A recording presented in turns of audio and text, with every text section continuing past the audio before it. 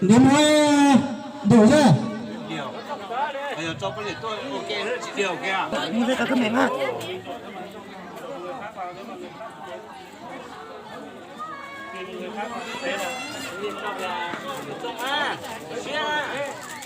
giờ chú luôn là tiền mà nên cứ chỉ có lọt trọ à nào bây giờ xe đó mình chỉ yuan đi rồi cả Thế à cả. Đấy, thế thì thế à. Để chỉ cần báo cáo trước sai thôi. Báo cáo trước sai mai chứ.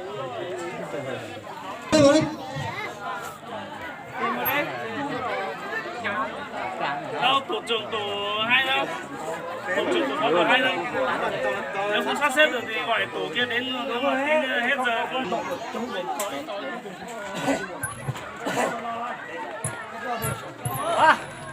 đây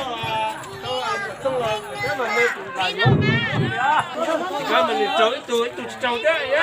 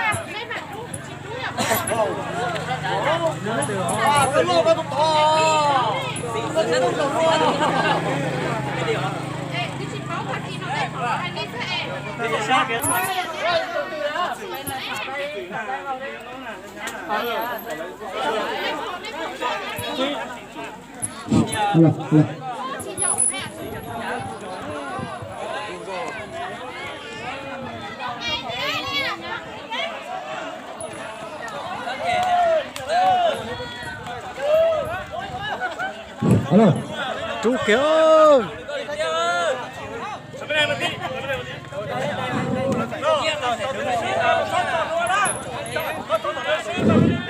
Thì ra một tí ơi, thế là hai rồi.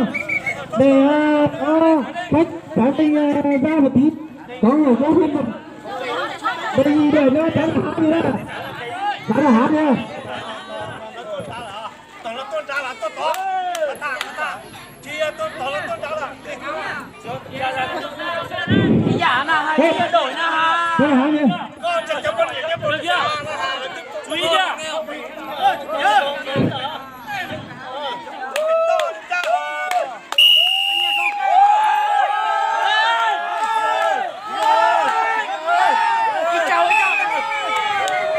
Thôi, tài trợ ơi.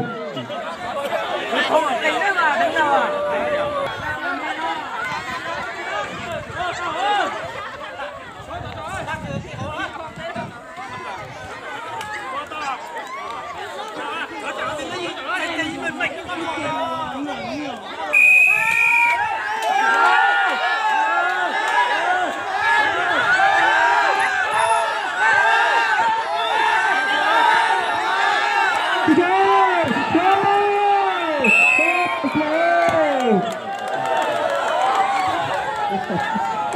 Để được kết. Đây.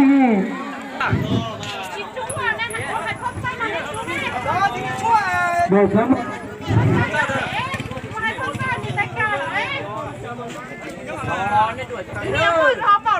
Đấy chị nhớ là.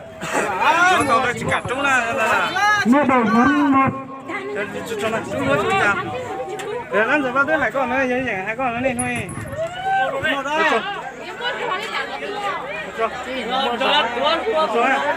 Ý trời ơi. cho má Biết tỏ cái xứ là cái ăn rau rồi. Không cả tới được tới không phải nhớ đâu.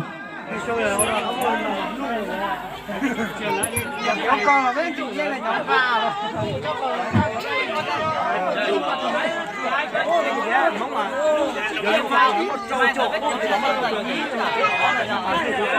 Chị nó cũng tỉnh trẻ nhóm nó có thể ô mà bố điện ra cả 3 mũi 3 năm.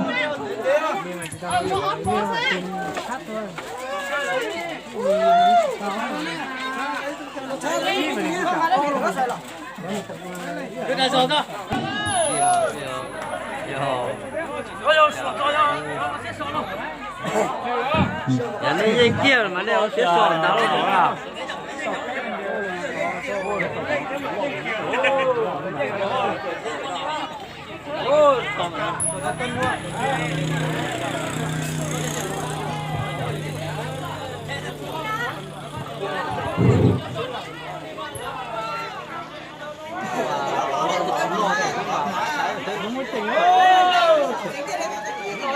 Quay phim quay đây. quay luôn đấy ra nó mà xét nhật đó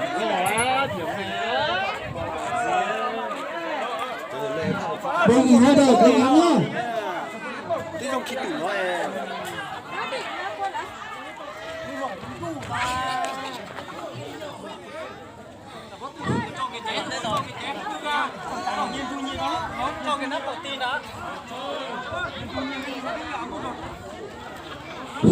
Đề nghị nhá. Hai đội cố gắng nhá. Trả lời là hả lên cua.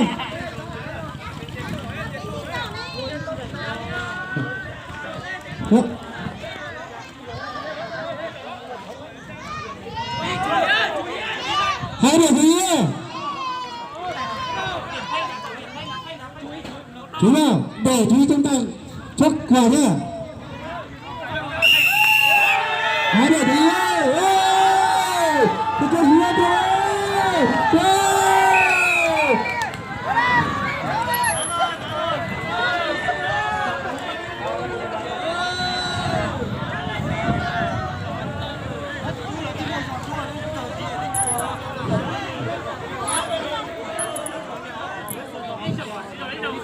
Hai đội nhau.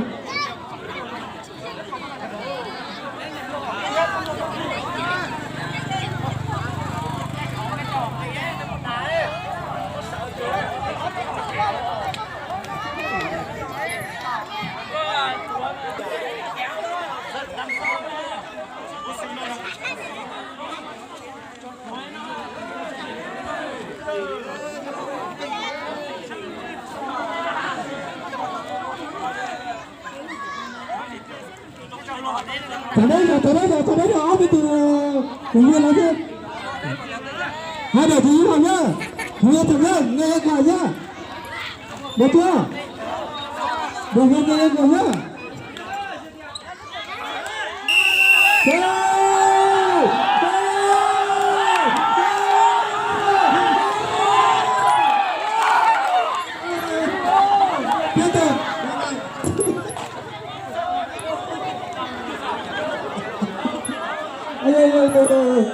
Chú ơi, thằng chú ơi, tài ơi, thằng chú ơi.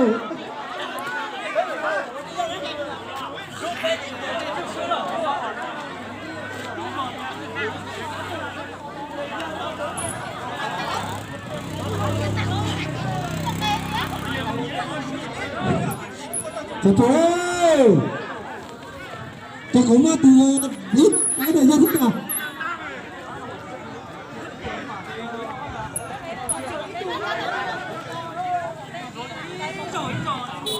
Hai đội chú ý mọi người.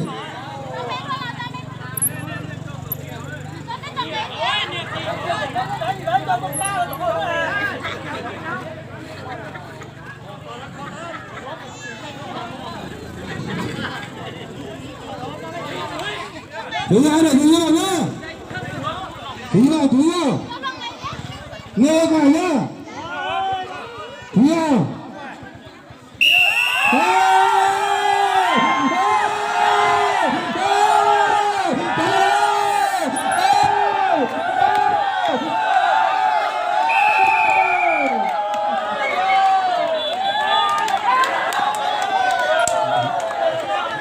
Ok, thứ bảy.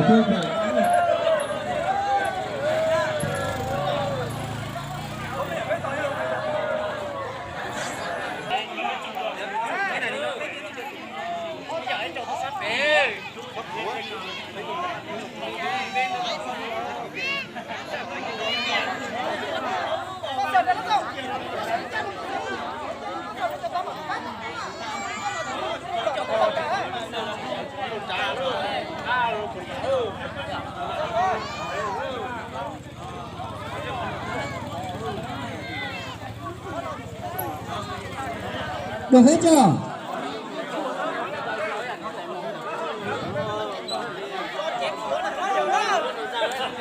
Tất cả để ý nhá, nhưng mà 10 khán giả ra xa một tí đi nhỉ? Một tí.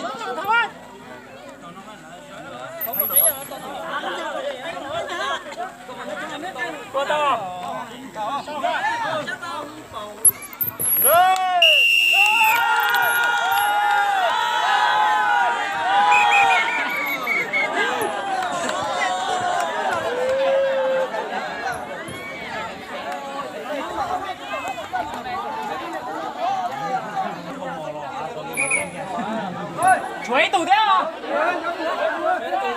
Nè nha, tôi đã ăn cái gì đấy? Tôi đã ăn đi, giá đã ăn cái gì? Giá đã ăn cái gì mà chứ? Giá đã ăn đấy. Tao đã nhìn tí à? Giá đã ăn đó.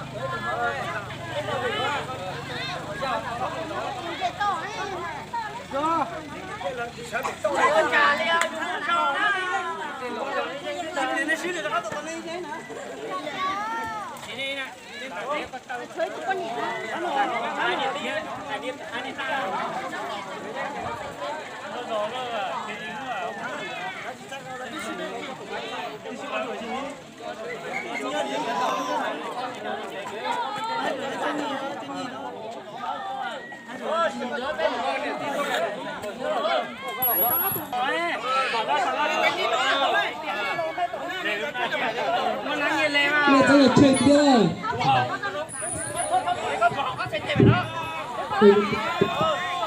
Benar.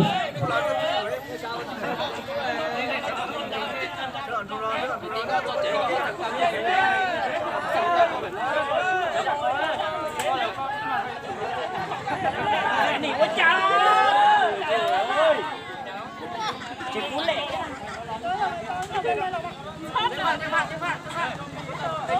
Em sao lâu rồi mày ném á.